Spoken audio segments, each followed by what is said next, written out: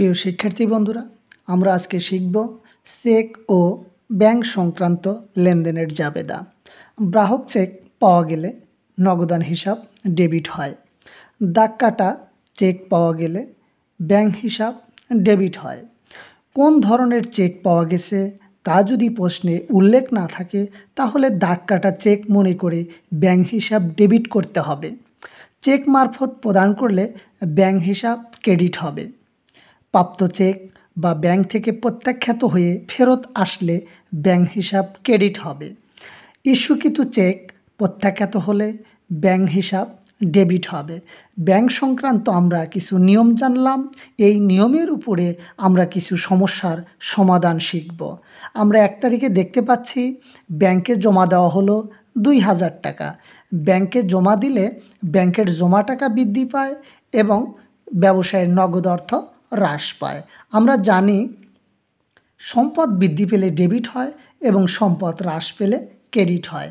একদিকে ব্যাংক জমা নামক সম্পদ বৃদ্ধি পাচ্ছে, অপরদিকে নগদান নামক সম্পদ হ্রাস পাচ্ছে।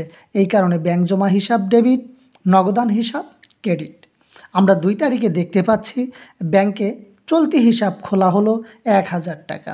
ব্যাংকে চলতি হিসাব খুললে ব্যাংকের চলতি জমা টাকা ব্যাংকে বৃদ্ধি পায়। এই কারণে আমরা লিখব ব্যাংক চলতি হিসাব ডেবিট এবং নগদান হিসাব ক্রেডিট, কেননা ব্যবসায়ের নগদ অর্থ হ্রাস পেয়েছে। 3 তারিখে আমরা দেখতে পাচ্ছি রনির নিকট থেকে প্রাপ্ত চেক সঙ্গে সঙ্গে ব্যাংকে জমা দেওয়া হলো। অর্থাৎ রনির নিকট থেকে যে চেক পাওয়া গেছে সেই চেকটি সঙ্গে সঙ্গেই ব্যাংকে জমা দেওয়া হয়েছে। এরূপ লেনদেন পেলে আমরা জানব ব্যাংকের জমা টাকা বৃদ্ধি পেয়েছে এবং রনি নামক প্রাপ্য সে যখন সৃষ্টি হয়েছে তখন প্রাপ্য ডেবিট হয়েছিল। আজকে সেই রনি প্রাপ্যর নিকট থেকে যেহেতু আমাদের ব্যাংকে জমা টাকা আদায় হয়েছে, এই কারণে আমরা প্রাপ্য হিসাব ক্রেডিট করব। অর্থাৎ সম্পদ হ্রাস পেয়েছে, প্রাপ্য নামক সম্পদ হ্রাস পেয়েছে। আমরা 4 তারিখে দেখতে পাচ্ছি ব্যাংক থেকে উত্তোলন। ব্যাংক থেকে উত্তোলন করলে উত্তোলন নাম লেখা যাবে না, কারণ আমরা জানি যেটা ব্যবসায়ের প্রয়োজনেই উত্তোলন করা হয়েছে। ব্যবসায়ের প্রয়োজনে উত্তোলন করা হলে উত্তোলন নাম লেখার প্রয়োজন নেই। ব্যবসায়ের প্রয়োজনে ব্যাংক থেকে উত্তোলন করলে ব্যবসায়ে নগদ টাকা বৃদ্ধি পায় এবং ব্যাংকের জমা টাকা হ্রাস পায়। দুটিই সম্পদ, একটি সম্পদ বৃদ্ধি পেয়েছে এবং একটি সম্পদ হ্রাস পেয়েছে। যে সম্পদটি বৃদ্ধি পেয়েছে সেটি আমরা ডেবিট করব এবং যে সম্পদটি হ্রাস পেয়েছে সেটি আমরা ক্রেডিটে লিখব। 5 তারিখে দেখতে পাচ্ছি ব্যাংক থেকে ব্যক্তিগত প্রয়োজনে উত্তোলন। ব্যাংক থেকে ব্যক্তিগত প্রয়োজনে উত্তোলন করলে অবশ্যই উত্তোলন নাম লেখা যায়। উত্তোলন হচ্ছে স্বত্বাধিকার, আর উত্তোলন স্বত্বাধিকার যদি হ্রাস পায় তাহলে সংশ্লিষ্ট স্বত্বাধিকারকে ডেবিটে লিখতে হয়।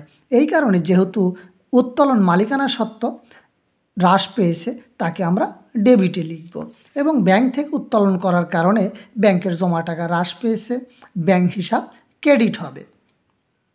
চেক মারফত পণ্য ক্রয়। আমরা জানি চেকের মাধ্যমে পণ্য ক্রয় করলে অবশ্যই ক্রয় নাম লেখা যায় এবং ক্রয়ের সাথে চেক শব্দ থাকলে আমরা জানি ব্যাংকের জমা টাকা হ্রাস পায়। এই কারণে আমরা লিখব ক্রয় হিসাব ডেবিট এবং ব্যাংক হিসাব ক্রেডিট, কেননা ক্রয় হচ্ছে ব্যয়, ব্যয় বৃদ্ধি পেলে তা ডেবিট হয় এবং যেহেতু চেকের মাধ্যমে ক্রয় করা হয়েছে, ক্রয়ের সাথে যদি চেক শব্দ থাকে তাহলে ব্যাংকের জমা টাকা হ্রাস পায়। ব্যাংক জমা হচ্ছে সম্পদ, আর সম্পদ হ্রাস পেলে সংশ্লিষ্ট সম্পদকে ক্রেডিটে লিখতে হয়। আমরা দেখতে পাচ্ছি 7 তারিখে চেকের মাধ্যমে পণ্য বিক্রয়। চেকের মাধ্যমে পণ্য বিক্রয় করলে কেমন চেক তা যদি না জানা যায় তাহলে আমরা ধরে নেব এটি দাগ কাটা চেক।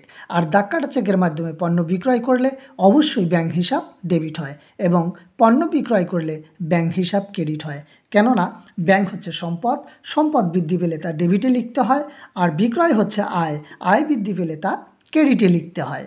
আমরা দেখতে পাচ্ছি 8 তারিখে ব্যাংক কর্তৃক প্রদেয় বিল পরিশোধ। অর্থাৎ প্রদেয় বিল যখন সৃষ্টি হয় সেটি ক্রেডিটে অবস্থান করে। আজকে সেই প্রদেয় বিলের অর্থ যখন আমরা ব্যাংক কর্তৃক পরিশোধ করছি তখন প্রদেয় বিল হচ্ছে দায়, আর সেই দায় হ্রাস পেলে তা ডেবিট হয় এবং ব্যাংক হচ্ছে সম্পদ, সম্পদ হ্রাস পেলে তা ক্রেডিট হয়। 9 তারিখে আমরা দেখতে পাচ্ছি ব্যাংক কর্তৃক প্রাপ্য বিলের টাকা আদায়, অর্থাৎ ব্যাংকের মাধ্যমে আমরা প্রাপ্য বিলের টাকা আদায় করেছি। প্রাপ্য বিল যখন সৃষ্টি হয়েছিল তখন তার অবস্থান ছিল ডেবিট। আজকে সেই প্রাপ্য বিলের অর্থ ব্যাংকের মাধ্যমে আদায় করার কারণে প্রাপ্য বিল সম্পদ হ্রাস পাচ্ছে, এই কারণে ক্রেডিট। অপরদিকে ব্যাংকের জমা টাকা বৃদ্ধি পাচ্ছে, এই কারণে ব্যাংক হিসাব ডেবিট। 10 তারিখে আমরা দেখতে পাচ্ছি বাবুলকে ইস্যুকৃত চেক প্রত্যাখ্যাত হলো 10,000 টাকা। অর্থাৎ বাবুল হচ্ছে প্রদেয়, সেই প্রদেয় বাবুল আজকে ইস্যু করা হয়েছিল বাবুলের উদ্দেশ্যে, সেটি প্রত্যাখ্যাত হয়ে ফেরত এসেছে। ব্যাংক হিসাব ডেবিট এবং প্রদেয় বাবুল হিসাব ক্রেডিট। কেননা ইস্যুকৃত চেক যখন আমরা পাই তখন প্রদেয় ডেবিট হয়েছিল, সেটি যেহেতু প্রত্যাখ্যাত হয়েছে এই কারণে প্রদেয় বাবুল হিসাব আবারও আমরা ক্রেডিটেই লিখব। 11 তারিখে আমরা দেখতে পাচ্ছি রনির নিকট হতে প্রাপ্ত চেক প্রত্যাখ্যাত হয়ে ফেরত আসলো। যখন আমরা রনির নিকট থেকে চেক পেয়েছিলাম তখন প্রাপ্য রনি ক্রেডিট হয়েছিল, কিন্তু যেহেতু প্রত্যাখ্যাত হয়েছে সেই প্রাপ্য রনি আবারও ডেবিট হবে, অর্থাৎ সম্পদ হিসাব বৃদ্ধি পাবে। তাই প্রাপ্য রনি ডেবিট এবং ব্যাংক হিসাব ক্রেডিট।